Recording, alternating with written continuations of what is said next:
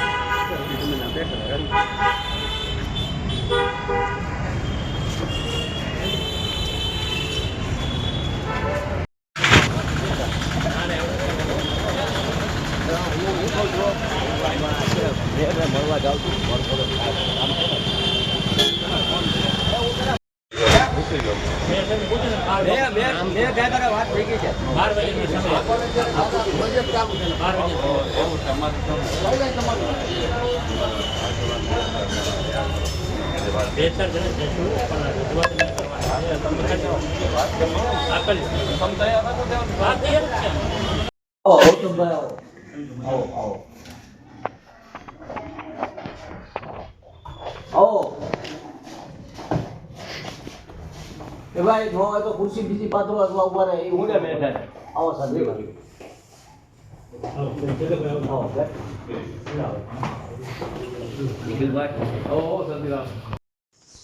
ભાવનગરની અંદર અંદાજિત 6000 થી 6500 રિક્ષા લોકો રિક્ષા ચલાવીને પોતાનું ગુજરાન ચલાવે છે। ભાવનગર ગંગાજળિયા તળાવ એ ભાવનગરનું મધ્ય કેન્દ્ર છે। ભાવનગરની અંદર વર્તેજ, ઘોઘા, અકવાડા, અધેવાડા અલગ અલગ જગ્યાએથી ગંગાજળિયા તળાવ ખાતે આ જે મુસાફરો છે એ બધા અહીંયા આવતા હોય, કેમ કે ત્યાં શાકભાજી અને ઘોઘા પેટ એક આપણું હબ કહેવાય, ત્યાં બધા લોકો આવતા હોય છે વારંવાર। હવે આની અંદર ગત તારીખ 20ના રોજ બીએમસી દ્વારા રિક્ષા ચાલકોને, કેમ કે હું આપને કહું મેયર સાહેબ કે જેટલા રિક્ષાવાળા છે એ રિક્ષાવાળાઓમાં ઘણી રિક્ષાઓ એ રેન્ટ ઉપર ટૂંકમાં દરરોજનું 200 રૂપિયા 300 રૂપિયા જે એનો માલિક હોય છે એને ચૂકવતા હોય છે, અને પછી જે વધે ગેસ અને રેન્ટ ચૂકવતા એ એની પાસે રહેતા હોય છે। બીજું, ઘણી રિક્ષાઓ જેને લીધી હોય છે લોનના હપ્તા ભરતા હોય છે, કે જે 15,000 20,000 રૂપિયાના હપ્તાઓ આવે છે। એટલે આવી એક સામાન્ય ઘરના અને નાગરિકો છે બધા।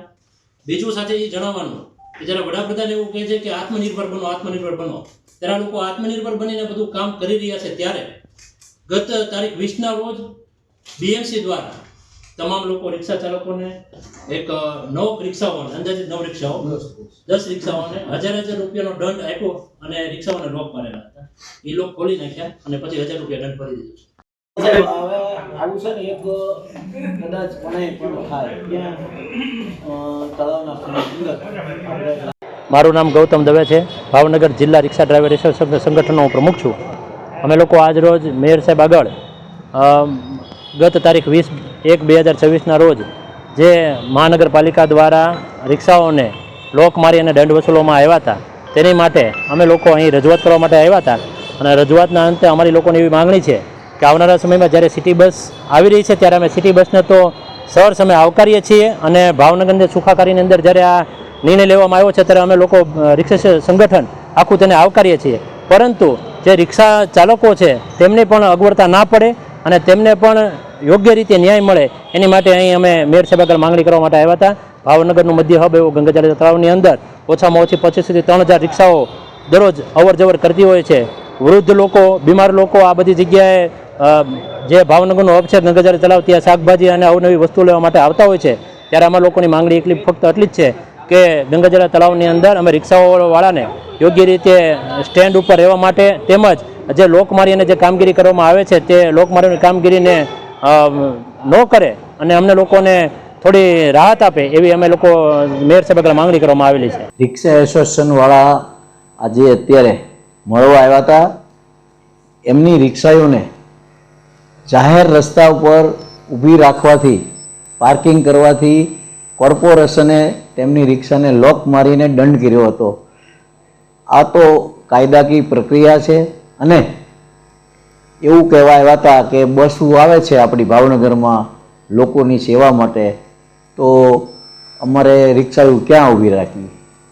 રિક્ષા સ્ટેન્ડમાં નિયત કરેલા સ્થળો હોય છે, કોર્પોરેશને નક્કી કરેલા, આમ છતાં તેમને સંતોષકારક જવાબ મળી રહે, સંતોષકારક એમનું કામ, એની રોજી ચાલે માટે મેં એને સૂચન કર્યા છે કે ભાઈ તમારે જ્યાં રિક્ષા ઊભી રાખવી હોય તે જગ્યા ખાલી હોય એવી જગ્યાઓ બતાવો, સૂચનો કરો, તેમાંથી અમને યોગ્ય લાગશે તે સ્થળ પાસ કરીને તમને ત્યાં થોડી થોડી રિક્ષાઓ ઊભી રાખવા માટે થોડા થોડા અંતરે અલગ અલગ જગ્યાએ તમને મંજૂરી આપશું, અથવા સ્ટેન્ડ જેને કહેવાય રિક્ષા સ્ટેન્ડ એવું કંઈક કરી આપીશું.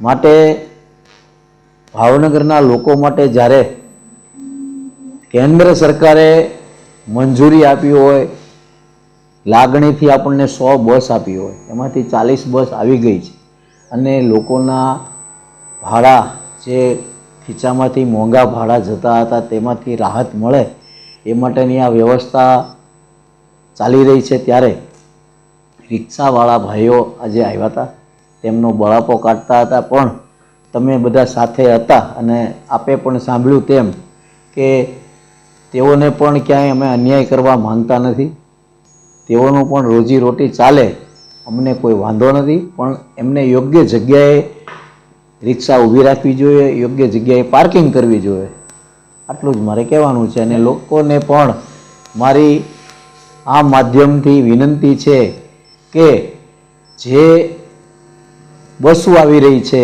તે બસો આપનું ઘરેણું છે, આપનો દાગીનો છે, તેથી તેની પણ જાળવણી કરવાની આપની સૌ ભાવેણાવાસીઓની ફરજ છે. સાહેબ, વિસ્તારવાસી લોકોએ રિક્ષા ટાઈમ બનાવ્યું છે, ના નથી ઊભી રાખતા, તળાવમાં રાખે, શું કરું? આજે મેં આપે જોયું તેમ મેં સલાહ પણ આપી છે. એ લોકોનું કહેવાનું એમ છે કે 6500 રિક્ષા છે, ત્યારે મેં એને મારો અનુભવ પણ કહ્યો કે હું પણ એક રિક્ષાવાળો, રિક્ષાની સાથે સંબંધ ધરાવતો, વેલ્ડિંગનો કારીગર હતો અને બહુ ઝાઝા વર્ષ સુધી મેં રિક્ષાનું કામ કર્યું હોવાથી રિક્ષાનો ખૂબ બહોળો અનુભવ ધરાવું છું. તેથી તે લોકોને જણાવ્યું કે અલગ અલગ જગ્યાએ ટ્રાફિક ન થાય, તમારો ધંધો ચાલે તેવી જગ્યાઓ ગોતો, ત્યાં અમે તમને પાર્કિંગની વ્યવસ્થા કરી આપી.